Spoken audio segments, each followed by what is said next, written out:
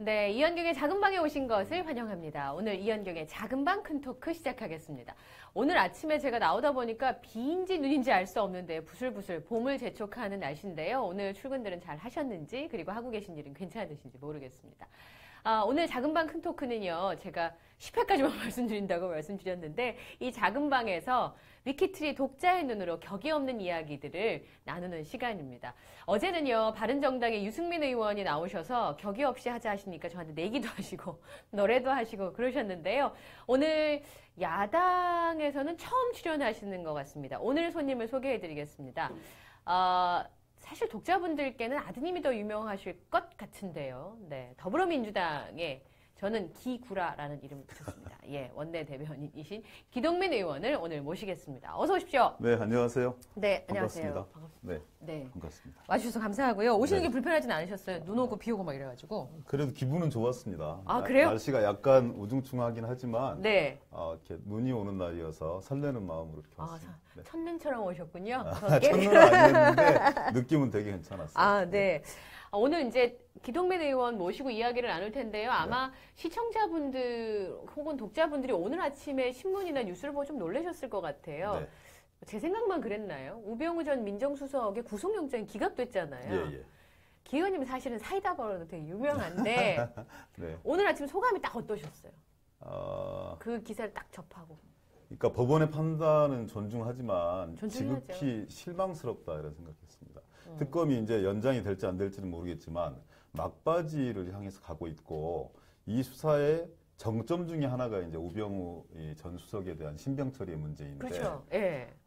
이분은 정말 이렇게 법망을 교묘하게 피해가고 또 우롱하는 걸로 대단히 정평이 나 있는 분인데 이번 이제 국정농단 사건 중에 주역 중에 세 분을 저희들이 가장 이렇게 주역 중에 세 분을 꼽으라면 첫 번째 분이 이제 김기춘 전 실장이었어요. 김기춘 전 비서실장. 이분은 엄청난 화려한 이력을 가지신 분이고 예전에 초원목국집 사건에서부터 지역 감정을 확 이렇게 불러일으킨 장본인이었고요. 실제 박근혜 정부의 어떤 이 주역 중에 한 분이셨고, 그 다음에 두 번째 분이 이제 저희들이 생각할 때 조윤선 전 문화부 장관. 대단히 단아한 미모와 확신에 찬 말씀 이런 것들. 그리고 상임위장이나 국조특위에 나왔을 때 의원님께서 1000번, 10,000번을 물으셔도 제 대답은 똑같습니다. 이런 얘기를 했을 때 주변 동료원들이 그랬어요. 조윤선 장관이 저런 정도 얘기하면 진짜 조윤선 장관은 몰랐던 거 아닐까? 블랙리스트에 대해서. 그런 정도의 생각을 들게 할 정도로 메소드 연기를 잘 하셨던 분이고, 정점이 이제 우병우 전 수석인데 황제 소환이다. 황제 수사다. 그리고 또 이렇게 하고 포토라인에서 기자들 놓여보는 어제도 아마 그런 모습들이 그대로 연출이 되어지던데 그만큼 어찌 보면 법에 대한 해석에서 그리고 이것을 구속을 피할 수 있다는 확신이 있어서 그런지는 모르겠지만 이 법원의 어떤 판단 이런 부분들을 모두에 말씀드리겠지만 존중하긴 하지만 국민연망과는 전혀 배치되는 그런 결정이어서 지극히 좀 실망스러웠습니다.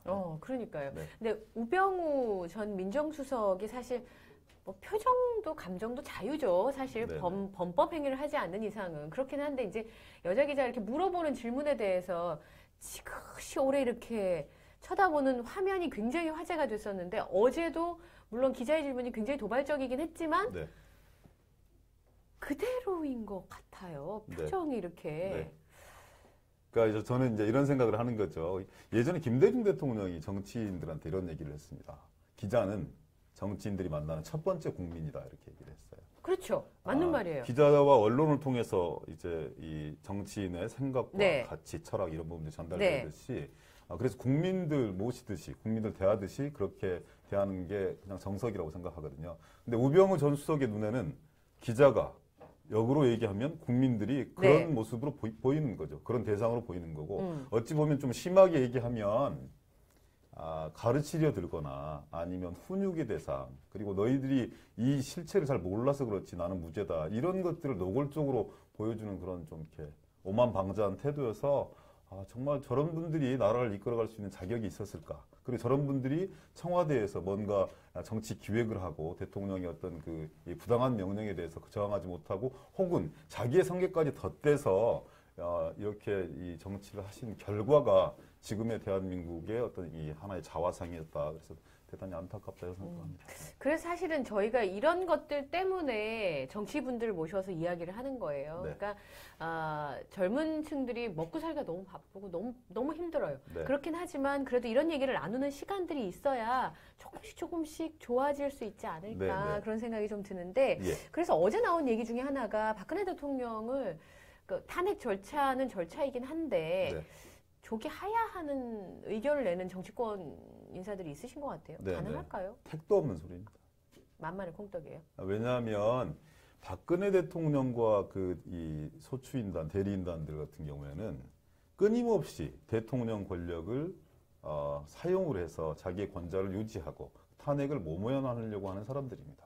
만약에 대한민국을 조금이라도 생각했다면, 대한민국의 국격과 품격을 조금이라도 앞서서 생각을 했다면 지금의 상황을 이렇게 만들어낼 수는 없는 것이죠. 한 두어 달 이상 나라 꼴이 이게 무엇입니까? 그러면 진짜로 조금이라도 양심과 책임감을 가지고 있다는 저는 이미 작년에 정치적 결단을 했어야 된다고 생각합니다.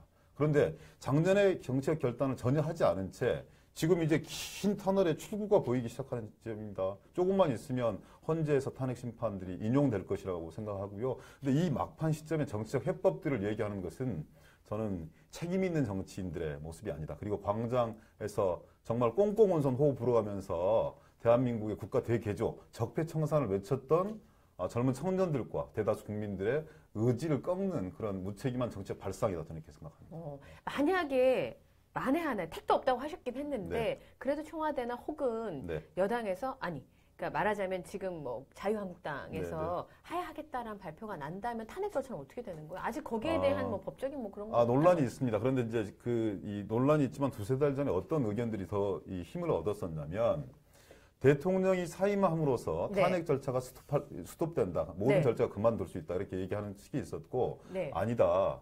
다시는 역사 속에 이런 대통령 일탈, 범죄적 행위가 기록되지 않도록 반복되지 않도록 따끔한 경종을 울려야 되는 것이다. 그래서 대통령이 사임을 하든 사임을 하지 않든지 간에 이런 어떤 이 탄핵 심판의 법적 절차는 완료돼야 된다. 그래서 기록으로 남겨야 된다. 역사의 기록에 남겨야 된다. 이게 저는 다수설이라고 생각합니다. 그래서 아마 저는 그런 일들이 일어나지 않겠지만 일어난다 하더라도 지금 막바지로 치닫고 있는 헌재 판결 이런 부분은 대한민국의 정의와 새로운 대한민국을 위해서라도 반드시 지속되고 그 결말을 봐야 된다 이렇게 생각합니다. 끝을 봐야 된다.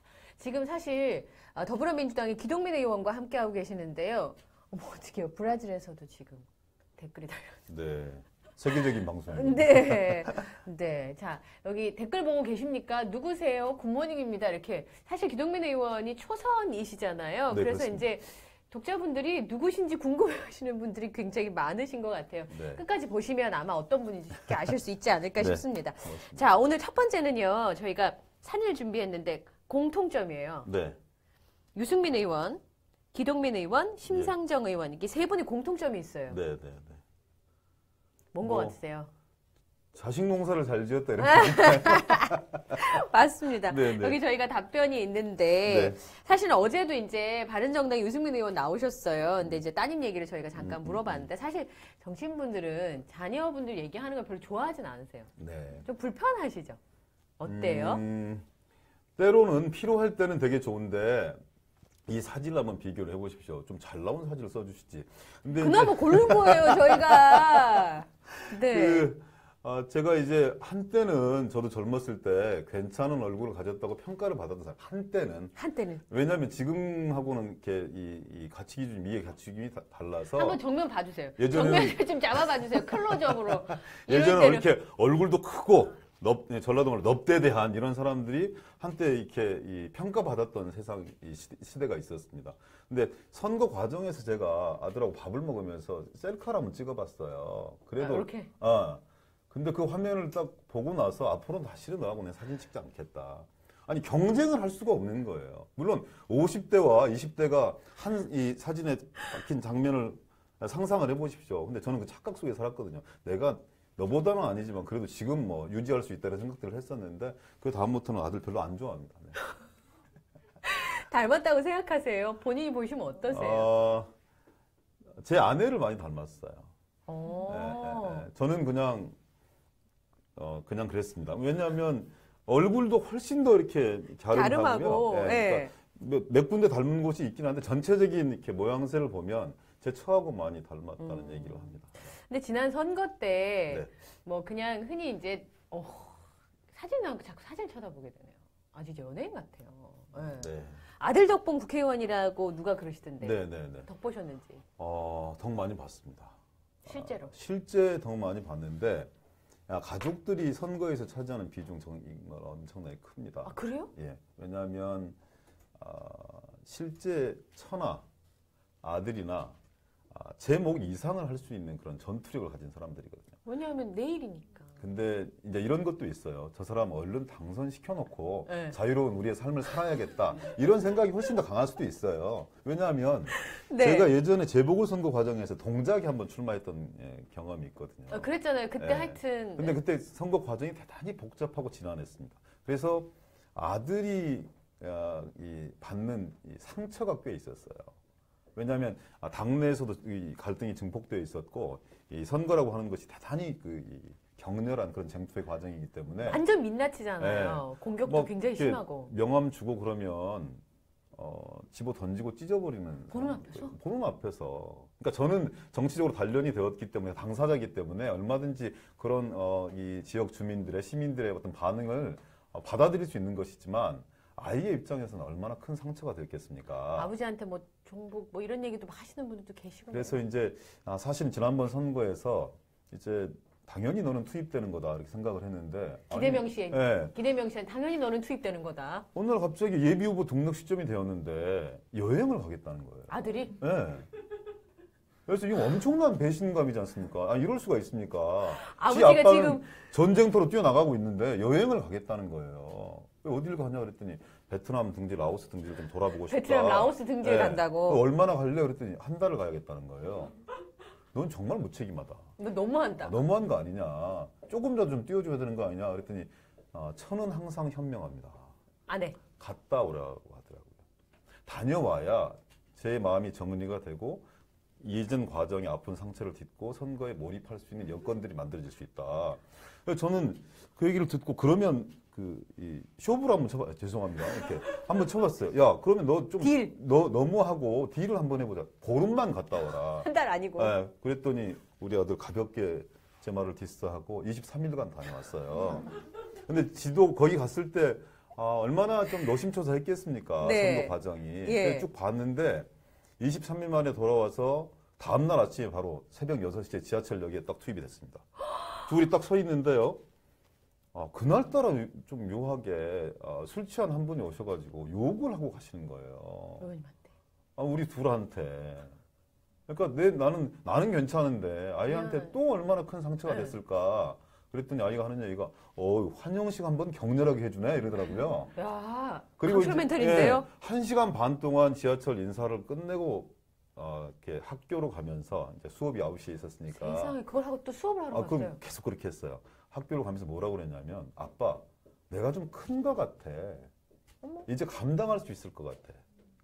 제가 좀 울컥했어요. 진짜. 그래서 어머 어떻게? 선거를 눈물 고이셨어. 마지막까지 정말 이렇게 새벽에 나왔다가 학교 가서 수업 받고 2주가 돌아와서 넘게 했을 것 같아요. 꼬박 했습니다.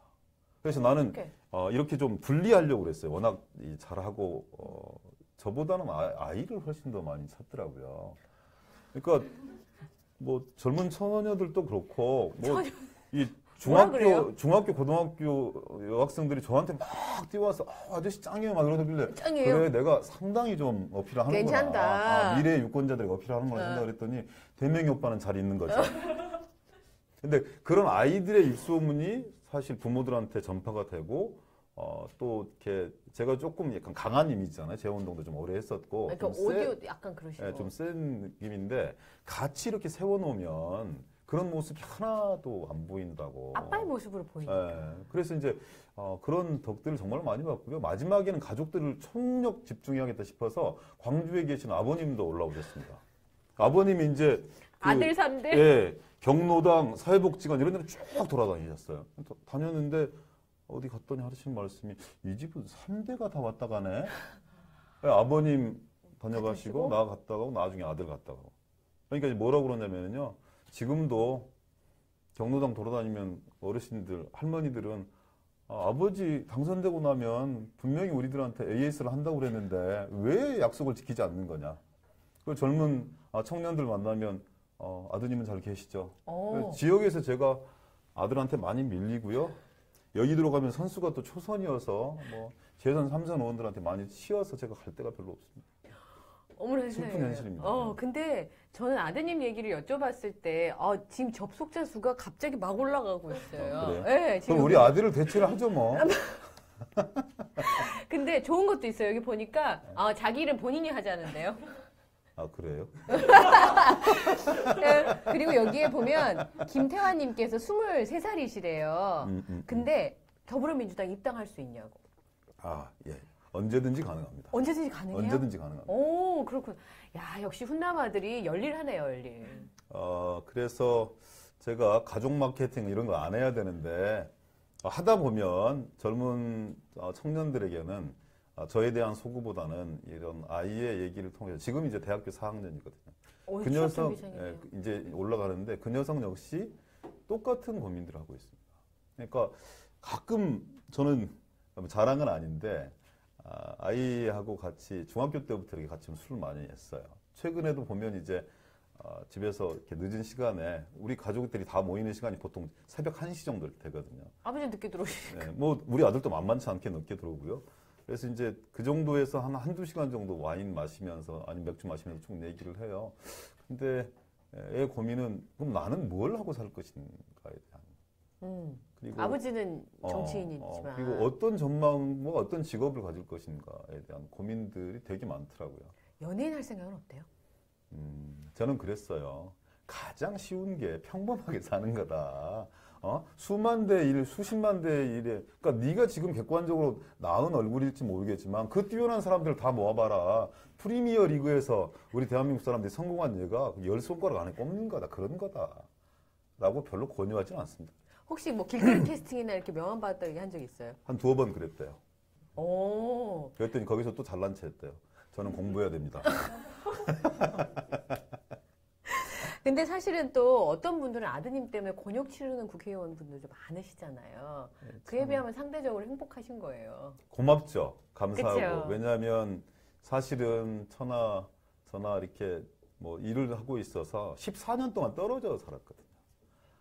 처가에 가 있었어요. 생후 100일 딱 돼서 어머. 진해에서 컸어요. 그리고 중학교 1학년 겨울방학 때 올라왔어요. 그때 처음으로 가족들이 불편한 동거를 한번 시작을 해보는 거죠. 아니 중학교 1학년 때부터 아버지랑 같이 사는 거예요? 예. 기대명 씨는? 어머. 그런데 시골에서 살다 보니까 되게 풍부한 감수성들이 좀 있더라고요. 따뜻하죠. 되게 따뜻하고 어른들 되게 잘 모시고. 그리고 그렇게 좀 어색했을 텐데 지금도 같이 술 마셔주고 연애 얘기도 저희들한테 다 해주고 여친이 있는 모양이는 쭉 다 해주고요. 그리고 그런 걸 같이 나눌 수 있는 이런 관계를 그 녀석 스스로가 만들어줘서 대단히 감사하죠. 제 입장에서. 어제 나오셨던 유승민 의원이 최근에 국민장인이라는 명칭을 본인한테 그렇게 악성 댓글을 달던 젊은 친구들이 장인어른 죄송합니다. 몰라봬서 죄송합니다. 이렇게 댓글이 바뀌었대요. 네네. 그 이제 국민 시아버지 되실 상황이세요 지금. 예, 진짜 그 재밌는 뭐 이렇게 에피소드인데 제가 이제 원내 대변인을 하다 보니까 기자들 많이 만나지 않습니까? 그럼 TV에서 너무 많이 나오시잖아요. 젊은 여기자들 되게 많아요. 네. 근데 이제 어떤 모 일보 여기자가 저한테 와서 아버님 저 연봉 4천입니다. 나이 차이 딱 4살이지만 제가 책임질 수 있습니다. 극복할 수 있습니다. 예, 미팅을 한번 주선해 주시죠. 저는 객입니다. 그런 경우도 있었어요. 네. 근데 기동민 의원 제가 너무 놀랬던 게 잘생긴 아들이 누구에게서 유전자를 물려받았을까요? 의원님 잘생겼다는 지금 댓글이. 잘생긴 아들이잖아요. 아니 옆에 있었잖아요. 기동민 의원 잘생김 써 있잖아요. 보는 눈이 상당히 있으시네. 그러니까요. 네. 오세요. 청소년 참. 저것도 질문이 굉장히 많은데 사실 요즘 선거 연령을 인하해야 된다는 얘기들이 있잖아요. 청소년도 입당이 가능합니까? 지금 법구조 내에서는 좀 불가능해요. 예. 지금 현재로는 불가능하니까 대명의 오빠 안마를 응원하는 걸로. 네. 근데 아까 제가 기동민 의원 하면 강골 쓴소리 제가 아까 기구라고 말씀드렸는데 네. 원체 입담이 좋으시고 또 상대를 가리지 않고 이렇게 던지는 돌직구 때문에 유명하신데 아까 눈물이 살짝 고여서 되게 놀랐어요. 가끔 가족들 생각하고 그러면 정치인들이 참 못할 질 중에 하나가 저야 대중의 바다에서 무엇을 잘못하거나 아니면 정치적 공방 때문에 많은 상처를 받을 수 있어요. 공격도 받을 수 있고. 근데 저는 제 운명이고 업이기 때문에 그냥 극복해 나가면 됩니다. 저도 사람이기 때문에 상처받고 마음 아프지만 시간이 지나면 극복할 수 있는 거거든요. 근데 저의 문제 때문에 가족이 고통받는 건 정말 그건 한없이 부끄럽고 죄송하고 아이에게나 저에게나 못할 짓이다 이런 생각들 정말 많아요. 근데 되게 좀 저기 하는 게 처가 이렇게 가족 경제를 많이 상당한 부분, 저도 안 번 건 아니지만 책임졌거든요. 우리 아들은 지금도 돈은 여성들이 버는 것, 그 용돈은 엄마가 주는 것, 이런 거에 되게 익숙해 있죠. 되게 미안합니다. 아무렇지도 않게. 근데 아까 오늘 저희 제작진들이 놀랬던 게 의상 때문에 깜짝 놀랐어요. 이렇게 깜찍하게 입고 오실지 몰랐는데 제가 이게 기대명 씨 옷 같은 생각이 드네요. 그렇지 않습니다. 그렇지 않습니까? 그렇지 않습니다. 아들하고 많은 걸 공유합니다. 어떨 때는 집에서 이제 이렇게 그 속옷바람으로 돌아다니잖아요. 팬티까지 가져가는 거야. 그래서 야 그건 내 거야. 그랬더니 아빠 지금 벗어줘. 아니 지금은 말고 절대 입지 마라. 네, 그런 경우도 꽤 있습니다. 등치가 또 크거든요, 그 친구도. 되게 이렇게 가늘어 보여요. 아니요, 요즘은 또 무슨 뭐 MMA도 하고요. 네. 뭐 운동을 되게 열심히 하더라고요. 몸을 아주 우락부락하지는 않는데 잘 만들어서 제가 대학교 1학년 때까지는 힘으로 해봤어요. 압도적으로. 저도 막 그 아들한테 지기 싫으니까 팔씨름 뭐 해봤는데 작년 한 2년 전부터는 목을 한번 제가 졸렸는데 야야야 나와 이 자식이 뭐 그런데 도저히 힘으로 감당이 안 될 것 같아요. 절대 다가서지 않습니다. 네. 힘으로 안 되더라고요. 세월이 흘렀어요 이미. 네. 자 벌써 아드님 얘기하는데 벌써 너무 시간이 많이 가가지고 딴 얘기를 좀 해야 될 것 같아요. 지금 모시고 얘기를 할까요? 저희가 아드님 같은 분을 모셨어요. 네. 사실은 아까 기동민 의원을 잘 모르시는 분들도 계신데 아마 앞으로는 이 얼굴을 계속 자주 보시게 될 텐데 네. 위키트리 독자분들은 기동민 의원과 더불어민주당의 행보들에 대해서 어떤 궁금증을 한 건지 궁금하시잖아요. 예, 그렇습니다. 그렇죠. 네, 네. 네. 그리고 사실 젊은 사람들한테 되게 많은 관심을 받고 계셔서 저희가 나름의 편파적 설문조사를 좀 예. 네, 했습니다. 지금 이제 군대 제대한 지 딱 2달이 안 됐어요. 네. 예, 민간에 나온 지 얼마 안 된 청담동에 살고 있는 백병장을 모시도록 하겠습니다. 위키트리의 고정 패널 백승주 씨를 모시겠습니다. 어서 오십시오. 안녕하세요. 네. 전혀 뭐 예정 네. 알려주지도 안녕하세요. 않고. 그런 거 없어요. 날이에요, 날. 그러네요. 네, 자. 되게 반갑습니다. 인상이 되게 좋으시고 목소리 너무 좋으시지 않아요? 네, 와.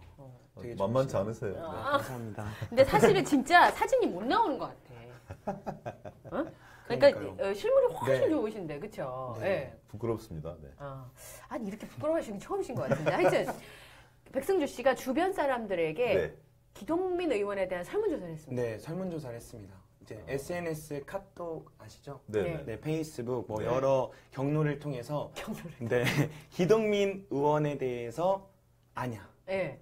잘 거의 모르시죠. 이제 알게 될 거예요. 네, 네. 그래서 제가 이 위키트리 독자분들이라도 네. 잘 꼭 이번 보시는 분들이더라도 꼭 알아라. 네. 이런 의미에서 제가 준비한 게 있습니다. 네, 자. 답변이 되게 재밌어요. 네. 일단 첫 번째 물음표 3개 딱딱딱.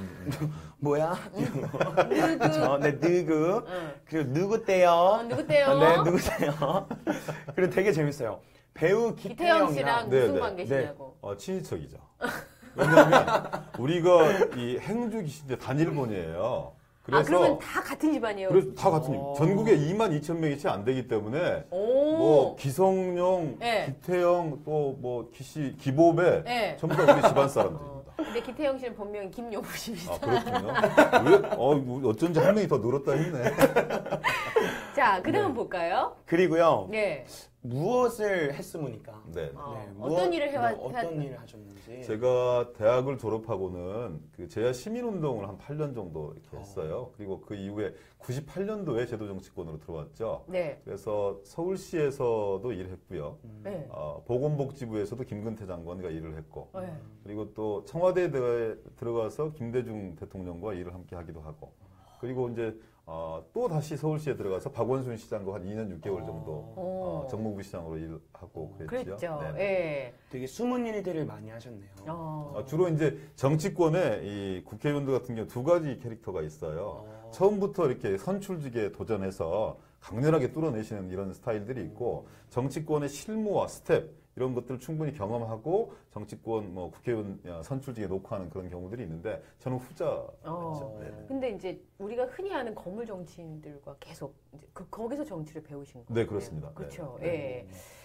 네, 두 번째는 얼굴 보면 알까 했는데 아니 아니 계속 아니 안 나올 네. 걸 그랬어요. 아니 이러시면 안 됩니다.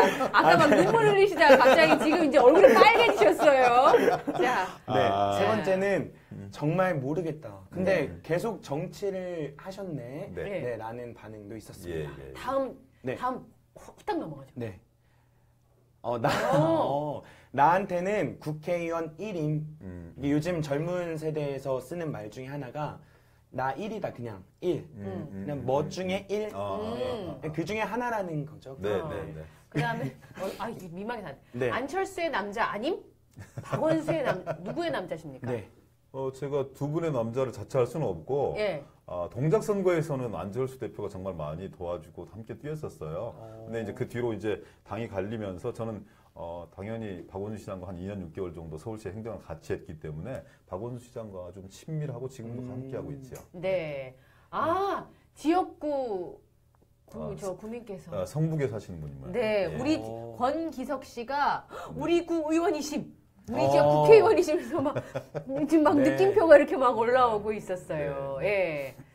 자, 그리고 네, 서울 부시장 출신이 아니냐. 저번 총선 때 말 많았잖아요. 네. 무슨 말이 많았어요? 저번 총선 때? 지난번 총선을 동작 선거, 재보궐선거를 얘기하는 것인지 아니면 최근에 있었던 총선을 얘기하는 것인지, 그것도 이제 당이 이렇게 새롭게 재편되어지고 그런 과정에서 박원순 사람들이 얼마나 공천을 많이 받느냐, 이것도 하나의 관전 포인트였거든요. 유일하게 살아남았던. 근데 이제 박원순과 함께, 시장과 함께 했던 사람들 중에 네. 이렇게 지역구를 띄어서 지역에서 당선된 사람이 별로 없어요. 저 한 사람이다 보니까 뭐 그런 것 때문에 좀 많이 회자되기도 하고 그랬었죠. 네. 근데 동작에서 공천 받는 문제 때문에 좀 시끄러웠잖아요. 그때 네. 마음은 좀 많이 상하셨을 것 같아요. 한 2년 정도 아팠습니다, 사실은. 그러니까 거기서 이제 야권 단일 후보를 위해서 제가 후보직을 사퇴하고 노회찬 정의당 후보에게 양보하고 그분의 당선을 위해 최선을 다 뛰었지만 선거에서 결과적으로 졌습니다. 그런데 이제 나름대로 유종의 미는 저는 거두었다고 생각하고 야권 전체 단일화를 위해서 나를 던졌지만 이 최근에 총선에 당선되기 한 2년 전까지는 대단히 좀 고통스럽고 힘들었어요. 사람이 힘들고 스트레스를 많이 받으니까 이가 먼저 안 좋아져요. 그래서 그래요? 여기도 이 2개 뺐고요. 이쪽도 한 3개 빼야 돼. 예전에 문재인 대표님께서 대선 끝나고 이 한 7개인가 9개인가 이렇게 뺐다고 임플란트. 하시는. 네. 근데 그 심정이 이제 좀 이해가 가는 거죠. 뭐 불면의 밤을 보냅니다. 저렇게 잊혀지지 않아서. 감성이 되게 풍부하신 것 같아요. 제가 생각할 때. 그렇지 않아요? 네, 감성이. 근데 저는 저 같은 시련은 시련도 아니고요. 정치권에서 끊임없이 국민과 함께 더불어서 일하려고 했던, 총선을 놓고 했던 많은 정치인들이 결과를 보지 못한 경우도 있었고 어려운 경우도 훨씬 더 많아서 저는 근데 다만 좀 집중적으로 이 시끄러운 시기가 좀 있어서 사람들 머릿속에 각인되어지는 것 뿐이고요. 그 정도 시련과 고통은 다 겪어오는 과정입니다. 원래 또 강렬하신 타입이시기도 한 것 같아요. 네. 마지막. 예. 이젠 좀 좋은 이야기입니다. 아드님이셔. 네, 아드님이셔. 네. 되게 웃겨요. 아버님 다시 뵈니 대통령상이시다. 이제 저한테 하시는 말씀은 아닌 것 같아요. 네.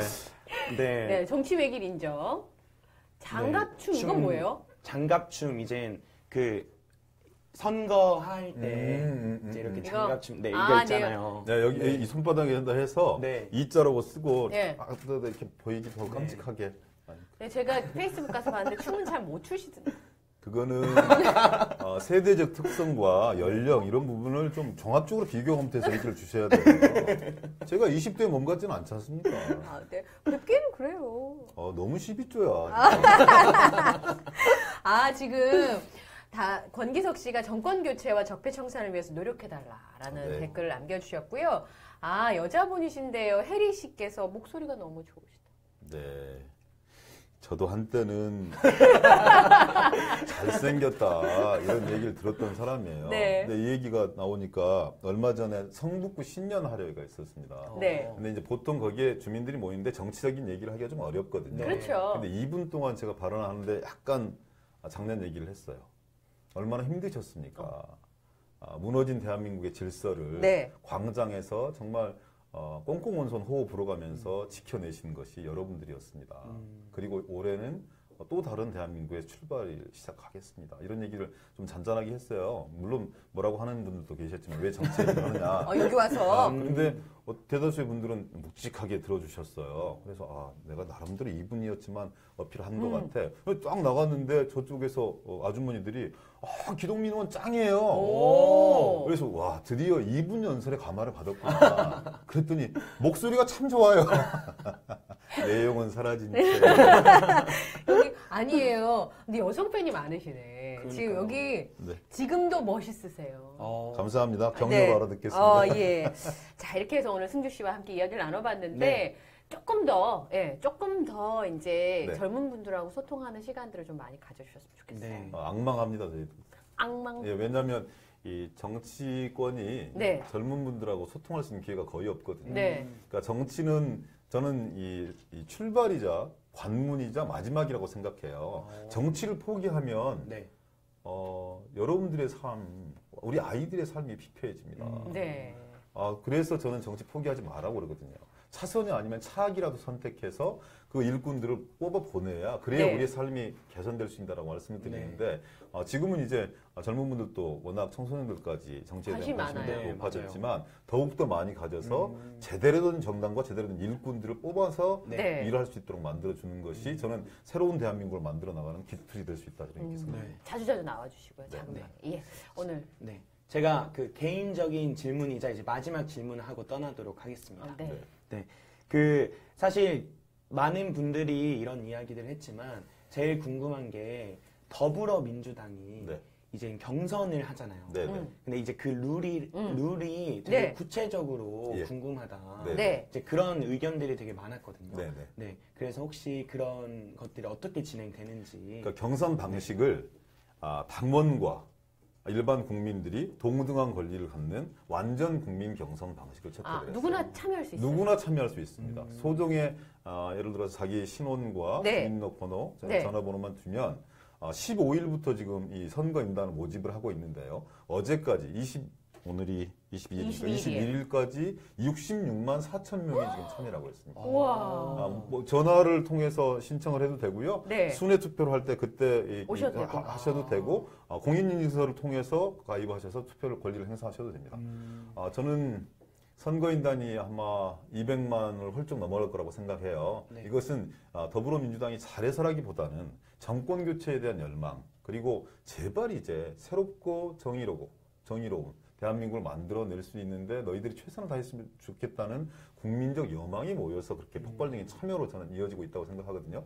그래서 저는 경선이 지금까지는 문재인 후보가 워낙 셌기 때문에 일방적이었는데 안희정 후보가 또 뛰어오르고 있고 이재명 후보 역시 돌풍을 일으키고 있기 때문에 민주당의 경선에 대한 역동성이 대단히 높아졌습니다. 그쵸. 네, 관심이 그래서, 엄청 높아졌죠. 맞아요. 어떻게 네. 될지 모르는 네. 판이 되어 나가고 있는 거죠. 네. 그러다 보면 저는 국민들에 대한 관심도 제고될 뿐만이 아니라 수권 정당으로서 능력 있고 비전 있는 정당으로서 거듭날 수 있는 좋은 계기와 토대가 만들어지고 있는 것이 지금의 상황이다. 그래서 200만 이상의 압도적인 국민들이 참여해 주신다면 저는 더불어민주당이 좀 더 성숙하고 네. 대한정당으로서 거듭나서 정말 수권 정당으로 발돋움할 수 있는 그런 기틀을 이번 기회에 만들고 싶다 이런 네. 바람들을 말씀드리겠습니다. 네. 많이들 참여해 주시면 좋을 거라는 생각이 좀 들고요. 네. 오늘 백승지 수고하셨습니다. 네, 감사합니다. 고맙습니다. 네, 감사합니다. 되게 잘생겼다. 감사합니다. 연 이틀 계속. 네, 예. 감사합니다. 지금 저희가 사실 게임을 하려고 그랬는데 더불어민주당 얘기 나왔으니까 이제 그 얘기를 좀 해봐야 될 것 같아요. 네. 지금 문재인, 안희정, 이재명 구도로 이제 굳어지는 것 같아요. 그림을 보니까. 또 원내대변인이시니까 의원들의 심정은 좀 잘 아실 것 같기도 네네. 하고. 어떠세요? 안희정 후보가 지금 엄청 치고 올라오잖아요. 안희정 예, 지사가. 네네. 좋은 현상인 것 같아요. 더불어민주당 네, 입장에서는. 그렇습니다. 예. 그러니까 저는 후보들이 갖는 이 장점들이 딱 있다고 생각합니다. 그럼 총평을 좀 해주세요. 세 명에 대해서. 쉽지 단점을 않은 얘기해 주시면 더 과정인데, 좋고, 뭐 칭찬해 주셔도 좋고. 문재인 후보는 그 대선을 한번 치른 그런 경험이 있으십니다. 이번 재수잖아요. 제가 보기엔 대통령 학을 한번 하셨던 분들은 갖는 정치적 무게가 다릅니다. 대한민국 국민의 1,500만 표에 달하는 표를 획득했던 분이거든요. 그렇죠. 대단히 강직하고 소신 있고 네. 원칙 있는 분입니다. 그리고 또 군대도 이렇게 공수부대까지 다녀오신 분이잖아요. 그래서 사진 저는 때문에 저번에 난리 났었잖아요. 네. 그분이 대통령이 되었을 때 대한민국을 어떻게 운영할 수 있겠다는 상당한 확신을 가질 수 있는 그런 분이라고 준비가 돼 있는. 준비되어 있는 분이라고 생각합니다. 안희정 지사 떠오르는 샛별인 거죠. 사실 국민들은 지금까지 안희정 지사가 누군지 잘 몰랐어요. 이번에 진짜 말하자면 신인상 후보예요. 예. 근데 그 신인상 후보가 신인상에 머무를 것인지 아니면 나무주연상까지 획득을 할 것인지는 좀 더 지켜봐야 될 거라고 생각해요. 근데 이분 역시 나이는 50대 초반이지만 정치의 과정을 한 30년 동안 이렇게 쭉 밟았던 분입니다. 충남 도정을 한 7년 내지 8년 정도 이끌면서 했죠. 행정의 시스템과 행정의 체계, 행정의 메커니즘 이런 부분을 충분하게 고민하고 경험했던 장점이 있는 분인 거죠. 그러다 보니까 상당한 정도의 이 해박한 지식과 정치적 식견들이 있어요. 근데 전통적인 지지자들 입장에서 보기에는 애어른이라고 그래요. 너무 노련한 거 아니야? 너무 전략적 사고에 강한 거 아니야? 젊은데. 예, 젊은데 젊고 스마트하고 그리고 또 세련된 것도 참 좋은데 또 잘생겨가지고. 저보다 잘생겼나요? 노 코멘트. 네, 알겠습니다. 그래서 그런 장점이 있는 분이다. 이재명 성남시장은 그야말로 사이다죠. 현안에 대해서 속 시원하게 네. 지지층들의 어떤 마음들을 움직일 수 있는 이런 분들이어서 이 세 분의 조합이 저는 환상적인 조합이다. 그래서 순회 경선을 4차례 진행을 하거든요. 어떻게 하는 거야? 다니면서. 예, 호남에서 먼저 합니다. 거기서 어떻게 나느냐에 따라서 완전히 달라질 수 있습니다. 호남의 여론은 문재인 후보에게 완전히 넘어갔다가 안희정 지사가 대안으로 떠오르면서 또다시 숙고에 들어가는 느낌입니다. 고향 그쪽이시잖아요. 제가 광주라서 그분들 잘 압니다. 진짜 요즘 마음이 바뀌어요? 끝까지 아마 그분들은 고민할 거예요. 정권 교체를 이루어낼 수 있는 가장 강력한 주자가 누구냐? 누가 대통령이 될 수 있냐, 실제로? 네, 실제 이루어낼 수 있는 사람이 누구냐? 여기에 대해서 아마 저는 지금도 고민하고 있는 분들이 호남 분들이다. 근데 거기서 경선이 시작됩니다. 만약에 이 호남 경선에서 대등한 결과가 나온다든지 아니면 지금의 예상을 뛰어넘는 그런 결과가 나온다면 반전이 나온다면 완전히 반전이 되는. 그 두 번째 경선 지역이 어디냐면 충청도예요. 야, 이것도 장난 아니죠. 그러면 호남에서 상당히 박빙의 결과가 나오고 충청도 네. 넘어갔는데 당연히 안희정 지사가 충남지사이기 때문에 충청도에서는 우위를 점할 수 있을 거라고 유리하잖아요. 우리 희정이라고 하는 네. 것 같은데. 그 대통령 키워야 된다고 막 그러거든요. 우리 희정이 이렇게 얘기하신대요. 우리 충청도 어르신들은. 그리고 워낙 어른들에 대한 깍듯한 매너와 모심 이런 부분들이 충청도 지역 내에서 정평이 나 있는 그런 분이에요. 그래요? 그래서 되게 성과를 많이 남기신 분이라서 충청도에는 상당한 강세를 유지할 겁니다. 그러고 부산 경남으로 가요. 영남 지역 경선을 합니다. 마지막 방점. 거기는 이제 문재인 대표의 텃밭인 네. 거잖아요. 그렇죠. 그 여세를 몰아서 서울 수도권으로 딱 올라옵니다. 오. 그러면 이 승부가 호남에서 어떻게 되고 충청도에서 어떻게 되고 영남에서 어떻게 되고 마지막에 서울 수도권에 방점을 찍는 것이기 때문에 알 수 없는 전국으로 휩쓸려 갈 수 있는 거죠. 그러다 보면 하는 분들은 대단히 속 끓이고 어려운 과정이겠지만 바라보는 지지자들과 국민들은 이거 이렇게 치열하고 역동적인 과정들을 통해서 확실하게 준비되어 있구나. 너희들이 대한민국의 정패를 청산하고 대개조를 이루어낼 수 있는 정당의 틀과 후보들을 가지고 있구나라는 확신이 저는 생길 수 있을 거라고 생각합니다. 더불어민주당 경선 과정 주목해 주십시오. 광고 찍으신 줄 알았어요. 목소리 너무 좋으셔. 네. 자, 이제 본인은 누구를 지지하시냐고. 저에게도 영업 비밀은 필요합니다. 근데 마음의 결정은 하셨어요?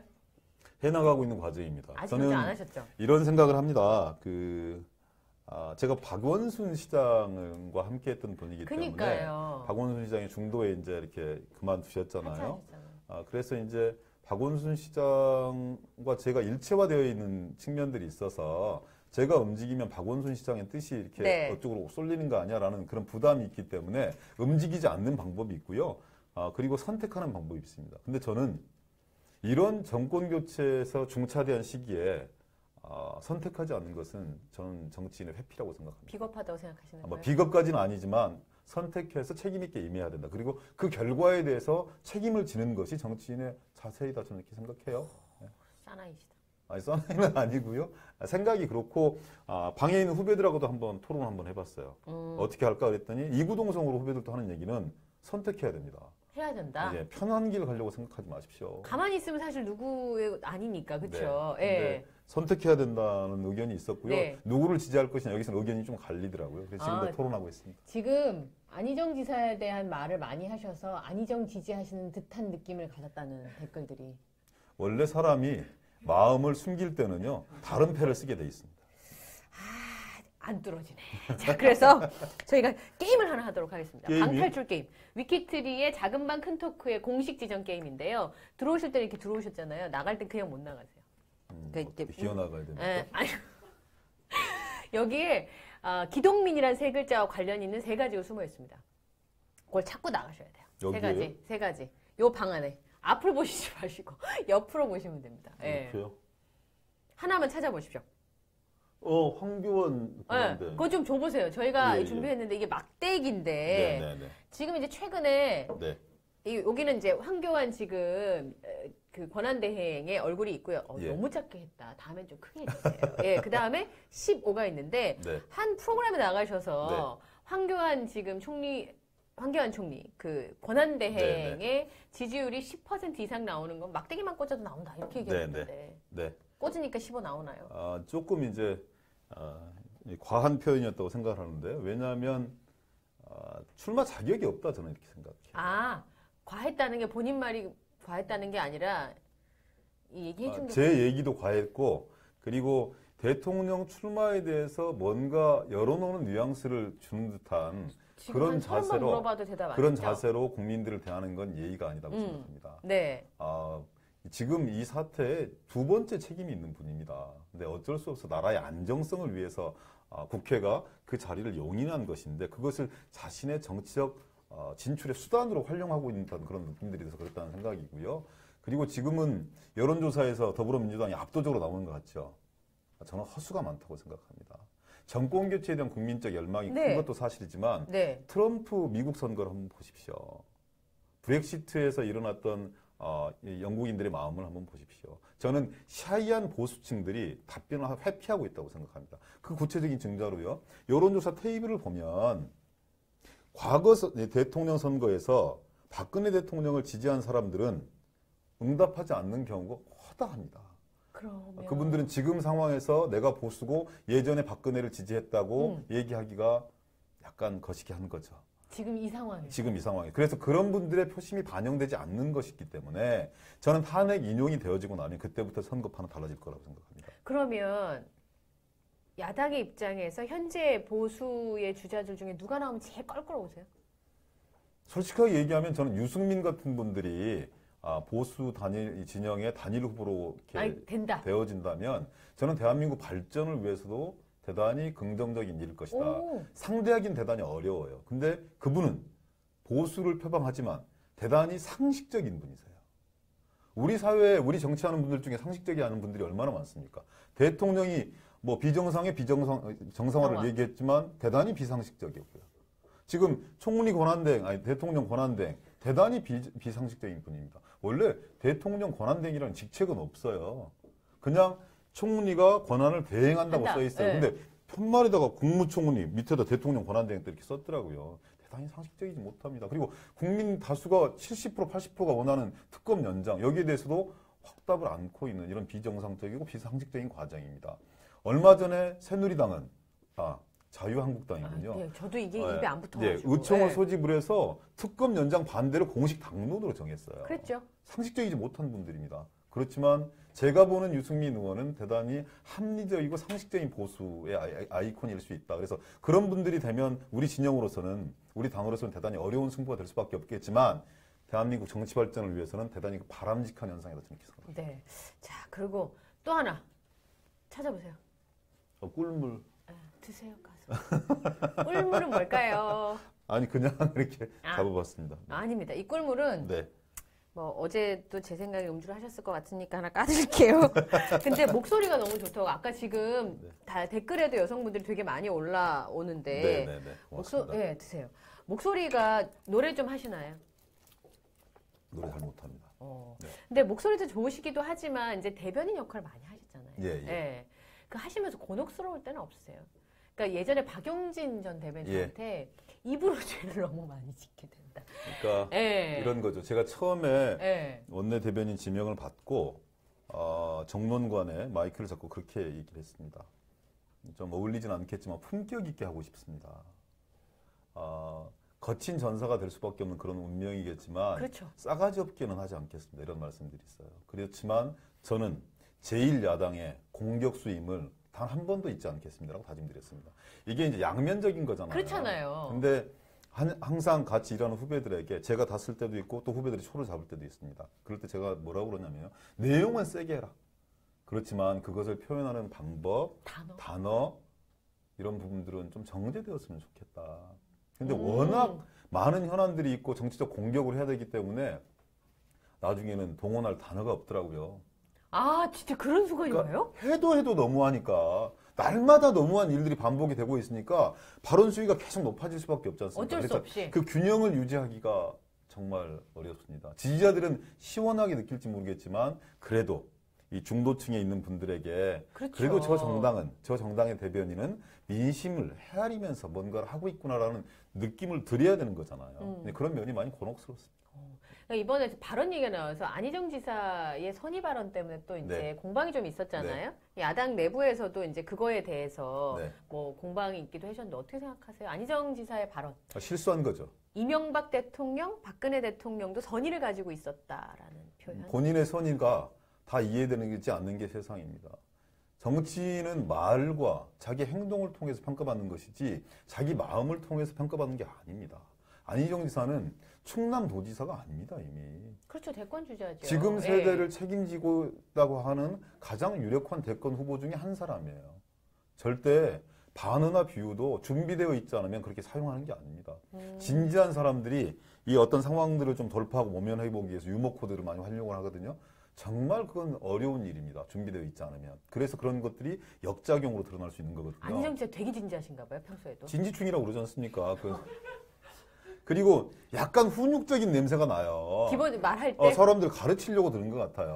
오. 자기가 하고 싶은 얘기가 이만큼 있으면 이 얘기를 하면 돼요. 그래서 이 얘기를 통해서 다른 사람과 대화를 주고받으면 되는데 이 결론을 얘기하기 위해서 수많은 얘기들을 끊어요. 그러다 보니까 말이 길어. 잘라야지.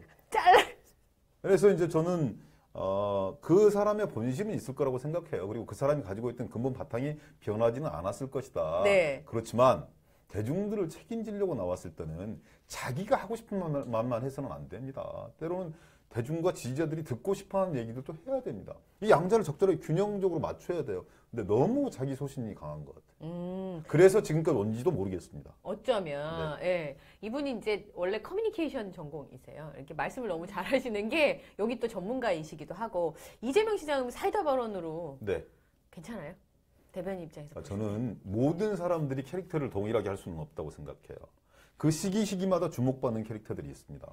그 시기마다 주목받는 캐릭터들이 대중들에게 선택을 받았을 때 지도자로 우뚝 설 수 있는 겁니다. 그렇죠. 예를 들어서 박원순 시장이 경선을 접었어요. 그 얘기 좀 할게요. 지금 안 그래도 저희가 서울을 키워드로 넣었었는데 중간에 접으시는 말을 깜짝 놀랐어요. 아셨어요?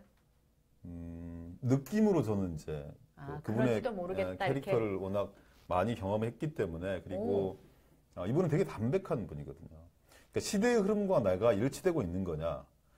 서울시장 선거 2번 쉽게 해서 정치 어려운 줄 몰랐다 이렇게 말씀 주셨어요. 내 실력이 부족했다 이렇게 말씀 주셨는데 그건 무엇이냐면 이명박, 오세훈의 10년 역시 서울 시민이 선택한 큰 변화의 10년이었습니다. 근데 이제 사람들이 조금 질렸거든요. 그거 말고 다른 거. 그래서 또 다른 10년을 예비하고 있는데 박원순 시장이 나타난 거죠. 네. 시대의 흐름과 본인의 경험, 캐릭터가 맞아떨어지면서 저는 서울시장 선거를 쉽게 2번 했다고 생각해요. 쉽게? 그건 쉽게라는 얘기는 다른 게 아니라 대중의 압도적인 지지를 받아서 했다는 얘기입니다. 본인이 준비되어 있었기 때문에.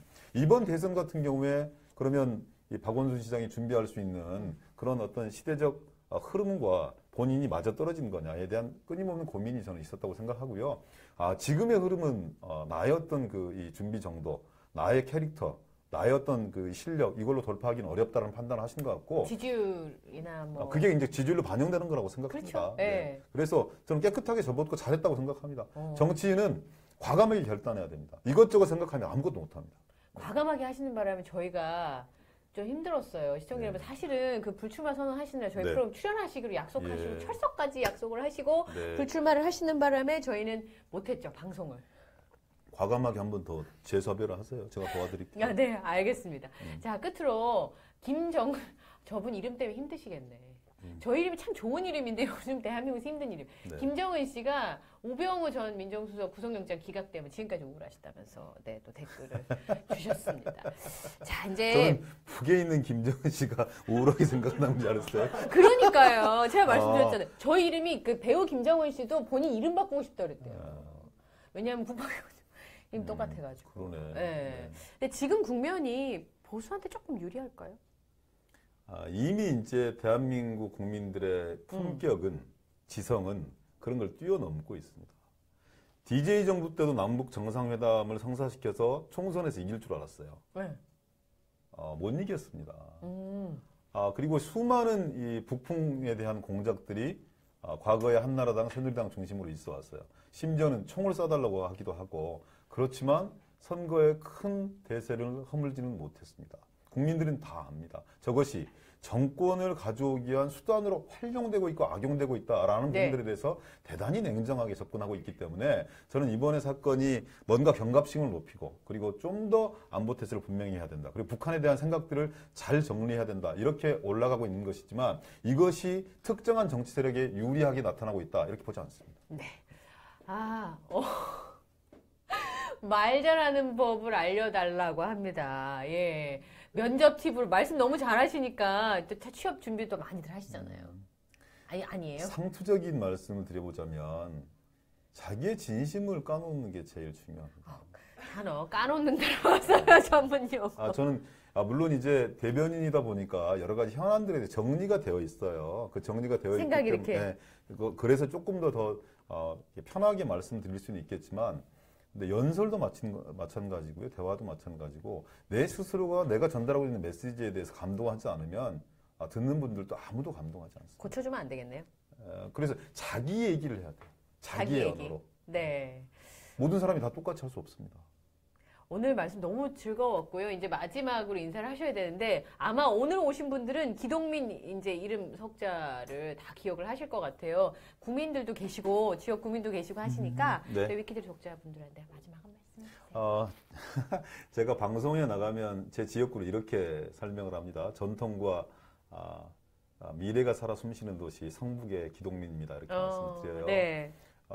정말 이 독자 여러분, 위키트리 독자 여러분, 작년 너무 많이 고생하셨습니다. 정치가 시민들의 삶과 청년들의 삶, 젊은 사람들의 삶을 책임져야 되는데 작년 한 해와 올 초까지는 정치가 그 도리와 역할들을 다 하지 못하고 오히려 시민들이 광장에서 정치를 책임져줬죠. 정치를 책임지고 새롭고 정의로운 대한민국을 만들어내는데 가장 큰 주역적인 역할을 하셨습니다. 네. 시민들은 항상 광장에서 승리했습니다. 1960년도에도 그랬고요. 87년 6월 항쟁도 그랬습니다. 정치권은, 야권은 국민들이 승리한 걸 지켜내지 못하고 통합하지 못하고 분열해서 혁신하지 못하고 정체되거나 지체되어서 네. 선거에서 패배했습니다. 그런 역사적 죄를 짓지는 않겠습니다. 믿고 지켜봐 주시고요. 정말 여러분들과 함께 새롭고 정의로운 대한민국을 만들어내는 데 있어서 더불어민주당 최선의 노력을 다하겠다. 그리고 미력 하나마 초선이지만 저 역시 그 전선에서 여러분들과 함께 하겠다. 여러분들의 삶을 바꿔낼 수 있는 정당과 후보가 누구인지에 대해서 저성장의 구조화가 일상화되어 있는 이런 차원에서 청년들의 삶을 바꿔낼 수 있는 진정으로 준비된 정당과 후보가 누군지에 대해서 엄정하게 검색하고 그리고 참여해 주십시오. 그래서 대한민국을 바꿔내는 데 여러분들이 앞장서 주셨으면 좋겠습니다. 네. 자, 오늘 작은 방 크토크 오늘 참 여러 가지 얘기를 편안하게 들었던 것 같고요. 다음에 또 한번 모셔서 또 이야기를 좀 나누도록 하겠습니다. 고맙습니다. 오늘 나와주셔서 감사하고요. 잘 대해주셔서 고맙습니다. 네. 독자분들한테는 이렇게 인사하시는 걸로. 고맙습니다. 네. 오늘 감사합니다. 고맙습니다. 네. 감사합니다.